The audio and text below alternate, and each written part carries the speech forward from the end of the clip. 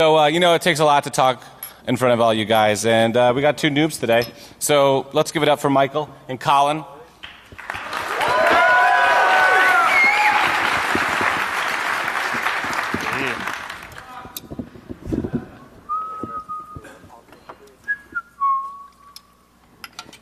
Okay, guys.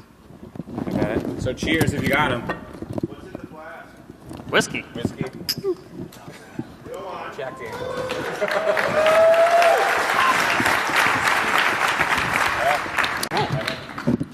All right, welcome everybody. We're going to be talking today about barcOwned and barcode scanner hacking. First, quick introduction, even though you probably don't care who we are. I'm Michael. I'm obsessed with barcode scanners. As you can see, I have way too many of them. Colin? Hey, I'm Colin. I do stuff on the web professionally. He's what we call a webmaster. So, something we've kind of noticed and something we may take for granted is that barcodes are everywhere. You may not notice them in real life, but they really kind of permeate everything we buy, everything we use. And you may think, oh, there's some obvious ones. Well, there's a lot of non-obvious ones. Like, there's 3 barcodes on that USPS label.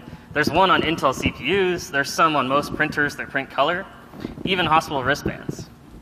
And as a result, because those barcodes are everywhere, it means the scanners are everywhere. And so these scanners are basically kind of hiding all over the place. If you go to almost any store, you'll find them. If you go to an airport, you'll find them. But they're really they're an attack vector. So before we get into that, let's just talk a little bit about barcodes and kind of what they are. So normally they decode to text. These are just a couple of different types of barcodes called symbologies. Don't have to care about what they are. Just have to know that they decode to text. Some of them have restrictions, like the UPC on the right, where it can only decode to certain numbers. Some, like PDF4 and 7, can hold a lot of data. And others, like QR, are really good at being viewed at weird angles. But the thing is, these scanners are mostly the same. These manufacturers, most of these are symbol scanners, and most of these are vulnerable to this attack. They sell, look at this. These are about like 10 years apart. They look exactly the same. The equipment inside are pretty much, the controller inside is basically running the same software, the same features, year to year. Most of them will act as an HID device. So they just act as a keyboard, they type in the keys, and key by key, they type the buffer out. So with all these barcode scanners everywhere, acting as keyboards, what could we do if we could change the text, or send arbitrary keystrokes, or do things like Windows Key R? What could we do with proper permission in a legal sanctioned pen test? So it's not a bug, what this is. A lot of manufacturers will add special features in. Code 128, that's for that barcode right there. That was the one on the first slide. It says barcode underneath that, but there's a hidden character. That one in the red right there, right after the start code, is FNC3, which is our best friend in some of these examples. It tells the scanner, this isn't a normal barcode, this is a programming barcode. A lot of scanners support this. It is a little manufacturer specific. And if this is starting to sound familiar, it's because this is basically in-band signaling. If you guys haven't seen the blue box on the left, that's basically what this is, just modernized. We haven't learned our lessons from decades ago. So why does this programming exist that we can do this from? It mainly exists for legacy systems. So in this example, we have a legacy system we call Cyberdyne Cat ERP, and we use it to track and herd our cats. A novel goal. It was made a long time ago. Nobody wants to replace it. Nobody wants to modify it. It's way too expensive. It's probably Fortran or something. But we've been told to make it faster, so we want to make it faster with barcodes. This is actually a real fake example. There's actually a C# program running in the background that we created just to show this off, because I don't know how to program in Fortran. So here we have my cat Java. He's a domestic short hair. He's born like 2005-ish. And our system wants those 3 inputs. And so normally, we would have to look at the label on the cat, grab their name, type it in manually, press tab, type in the breed, press tab, type in the year, and finally we hit F12 to save. Well, that takes a lot of work, there's a lot of room for error, and it's generally just kind of slow. So what if we solve that by barcoding our cats? Because how could that go wrong? So we create a barcode like the one on the upper right that says DSH, Domestic Shorthair, 2005, Java. Now we've got this barcode. We can't modify the ERP app to know barcodes. It's just like, I expect a keyboard and that's it. And so these rules that we generate, they're going to go a little bit like this. So first we've got a cursor, and we've got a buffer of the actual scanned barcode. And you can see we're starting it right before D or on D. So we just move the cursor forward a little bit, and now we move it forward 7 characters. 7 characters are defined length for how big those 2 fields can be. And then the rest of the barcode is the cat's name. So you could have a name that's 8 characters long, 12 characters long, doesn't matter. Now we're at this cursor point, we send that info, and we press tab. And you can see it types it for us and moves to the next field. Now we go back, because the next field is DSH, or breed, which is DSH. The cursor moves back to the front. We type in 3 characters, and we hit tab. Again, it doesn't matter what those characters are, we're just typing 3 characters from the buffer. And then same thing, the cursor's already moved forward for us, so all we do is type 4 characters. And we hit F12, and it saves it for us. So all you have to do is do one quick scan on this legacy system that nobody knows how to modify, and we can actually automate that. That's why these rules exist. That's why manufacturers added them 20 or so years ago.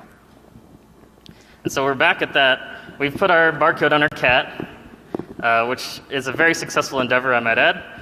And we're going to just do a scan. So this is what the scan looks like. Simple as that. It's extremely fast, a lot less error prone. But of course, we can make our own malicious rules. We can make our own malicious programming. So we can do all sorts of things. We can specify criteria for these rules. So we can say, just do it on everything, do it on certain barcodes, ones that have a certain text in it, or certain symbologies like UPC. And then once we're done with that, we can specify actions. So you can see here on the left, that is the actual programming barcode for that cat ERP system. So if you scan that with this scanner, it'll do that. A lot of these scanners can actually support multiple rules, as we'll see later. They do have a size limit, but it's fairly expensive. You can't write a novel in PowerShell, like you can't write hundreds of characters, but you can get a lot in. These are some of the actions we can do, some of the ideas. So we can modify and replace text on the fly. We can just ignore text, so you scan something, it doesn't actually give you any text. We can add extra characters in the end. We can do special keys like Windows, Control, Alt. And we can just do nothing. We can soft brick scanners by scanning a rule that says do nothing, and the scanner is dead until you reset it to defaults. There's the classic attack, you guys probably heard of it, of the Walmarts where you put a sticker over the barcode with a different barcode for something cheaper, but it's super obvious, like that. This is a digital equivalent of that. We can change those barcodes on the fly, make your $200 item ring up as $10.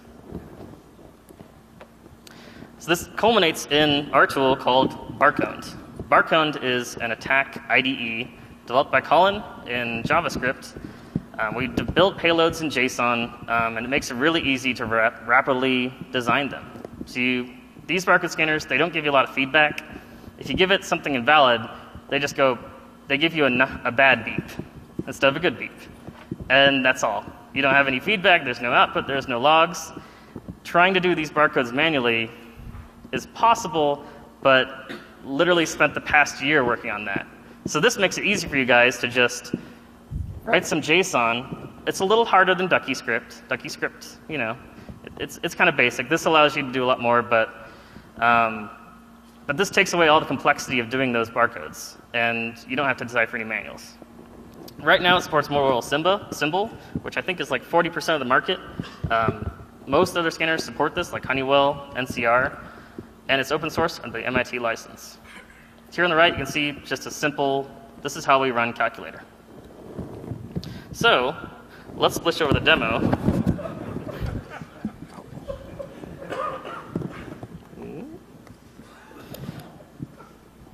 First demo, run calc. So this is the barcOwned website, barcOwned.com. It's live right now. Quick homepage right there, and it takes us into a quick IDE. First thing we're going to do is run calc. I know this text is a little small, but don't worry about it. So you see on the bottom, we have exclamation point calc. What we basically defined is a rule where if a barcode starts with exclamation point, we go press Windows key R, we press enter, and when we run, we type in that command and press enter. So this basically allows us to easily build new payloads by just having a simple rule. So as an example, let's scan it. This scanner is fresh, it's reset to defaults.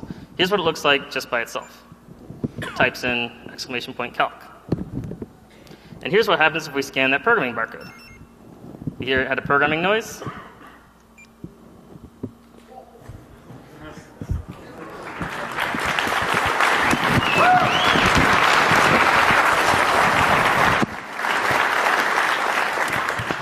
Full screen calc, my favorite. So let's go and try another demo. Next one's run command. And so this is what the quick iteration looks like. We can just go back, click things up here. We can change all this text really easy on the fly. And so what we're going to do is we're just going to run this one. This one has 2 rules. We're going to scan that. It programs it. And then next, let's launch command. And now we just have a command prompt open. We have extra barcodes, so we can just type in that user. So we can actually type in text, line by line. So you can actually have a list of one-liners that you really love and just use them over and over again. And the quick iteration is stuff like this. You can go and say, net user add. So you can just go click like that, click run. Now we can type net user add. Next up, do the cereal box demo. So right here, we've got an unaltered box of s'mores. It's a little smashed from travel here from Dallas, but it's got a barcode on the bottom. Simple UPC barcode. We're going to execute an attack with that barcode. So first, let's demonstrate that we scan this. It types in a barcode. Next, let's scan the programming barcode.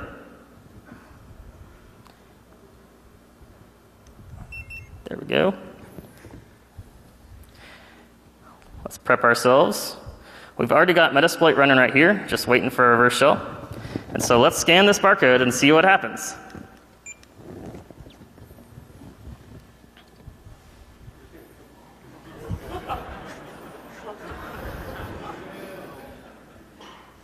Oh, come on. You can do it. We had to change our web host at like 2 a.m. and it's super slow right now, but it's working. It should. Just give it time. There we go. And if we can switch over to this other window, session 1 opens.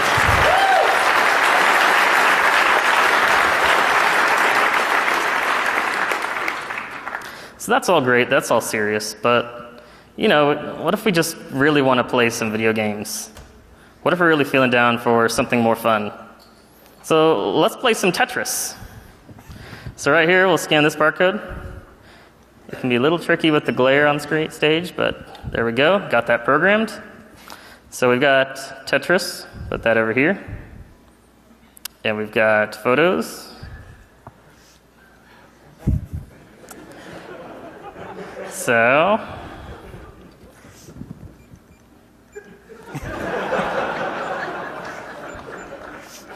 basically, we've invented the world's shittiest way to play Tetris.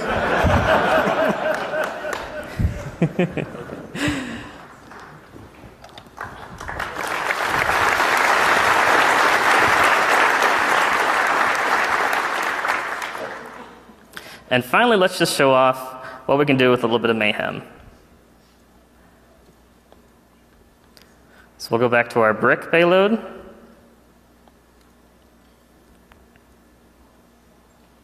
So there's the programming barcode on the top. So right now, if I scan that barcode, it's going to scan the cereal box demo. But if we scan this one simple programming barcode, we're basically telling the scanner, whenever you get a barcode, just sleep for 20 seconds and then don't print anything. Any barcode. So let's try and scan the cereal box again. If you can't tell, this thing's not lighting up. It's just sitting there for 20 seconds doing nothing. It looks like it's powered off. The light's off. The button doesn't do anything. It'll just sit for 20 seconds and wait. And the only way to reset it is to go to the factory defaults, which almost no one knows how to do. So once we give this a few seconds to go through, it looks like it's dead. You scan this one barcode, it's basically a zombie for that 20 seconds. We've tried up to like 1.5 minutes before we got bored. So now if we scan restore defaults, we can go back and scan all the barcodes we want. But almost no one knows how to do that. And that whole thing about we find a lot of barcodes hiding everywhere, well, all right, first let's talk about this. So first, can you turn it off? And the answer is yes. You can scan that barcode to disable programming barcodes. Can anyone guess how you turn them back on?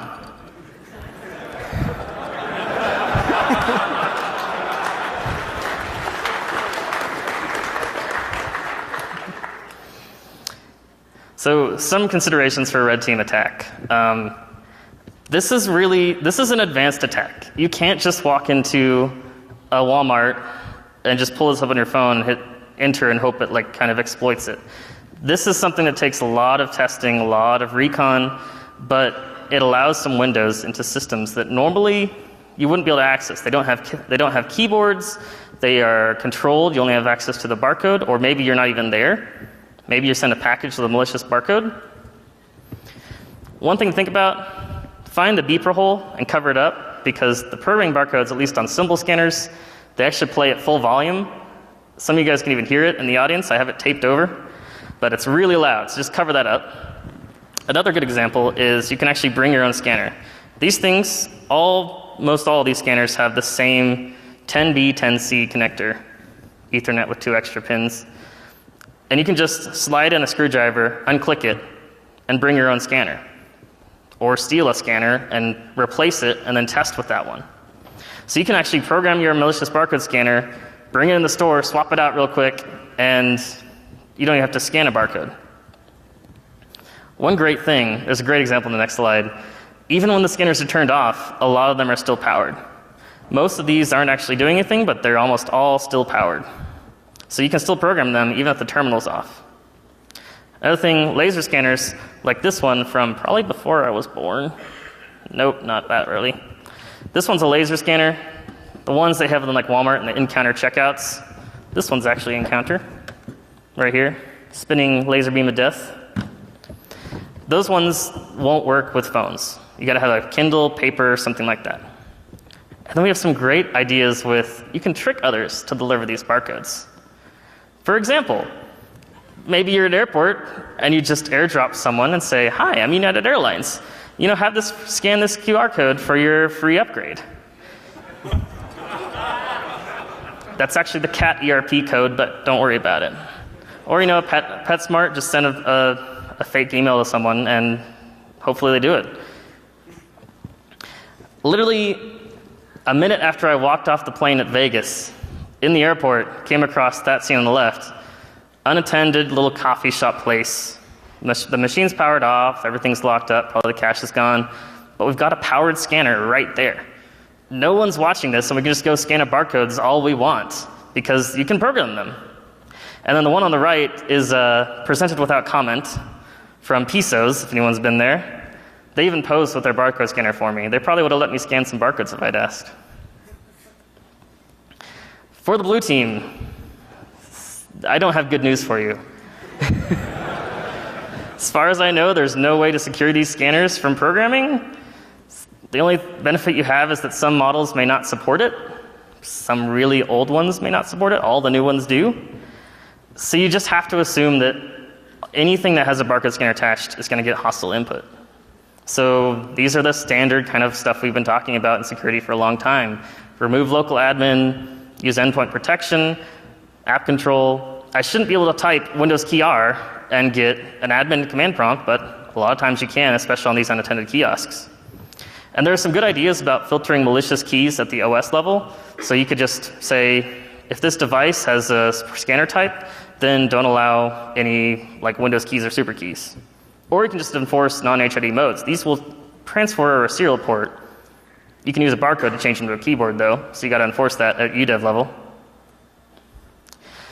Anyways, we're going to wrap it up with some special thanks to Terry Burton at Blip, who made some last minute changes and helped us a lot. Mark Warren made the Blip and JS version. Hermit, thanks for the shirts. Dallas Hackers, thanks for all your help and support. This talk was actually kind of boring there. And thanks CyberArk for the travel and support. If anyone's looking for some interested talks, related talks, these are some good examples. None of them really go into this depth of building a tool, but they give some great details about barcodes and how they work. And there is our site. There's the GitHub link and QR codes. Trust me, they're safe.